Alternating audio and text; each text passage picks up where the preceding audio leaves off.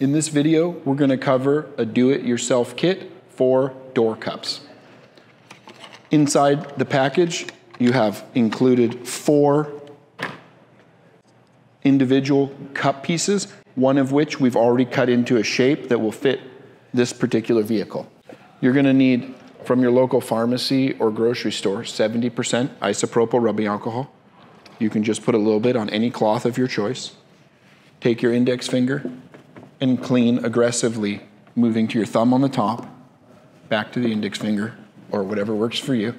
Clean aggressively behind the door edge, or the door cup, and on the top to avoid any debris coming down, using a dry portion of the towel to make it clean and debris free. Once you've done that, you can take your door cup along with your isopropyl alcohol and just coat it. This is going to give you a small amount of lubricant. And I'm showing you to do this without a sprayer so that you can do it with simple tools from your house.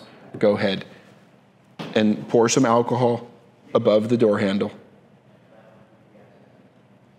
When you're handling this film, it's important to always keep your fingers lubricated with the alcohol so that you don't leave fingerprints on your adhesive. And the alcohol is going to give you nice lubrication so that you can move this piece around.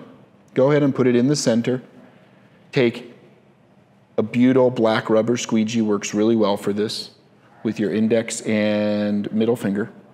Place it in the middle of the door cup, pushing firmly and sliding down. Hold it in place and slide up. The nice thing about using the isopropyl rubbing alcohol is it gives you some adjustment to slide around, even during squeegeeing.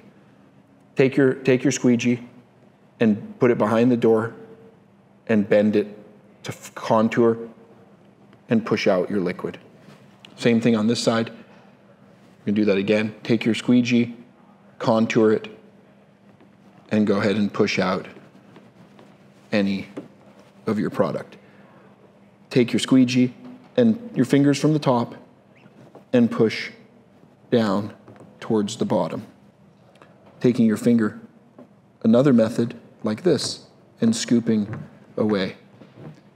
If you happen to have an area that does not stay down with either of these methods, you can simply take your towel of your choice, preferably a lint-free one, and just kind of dry around. Once you dry it, what's happening is there's no water on the edge, and you'll have a clean, clear install.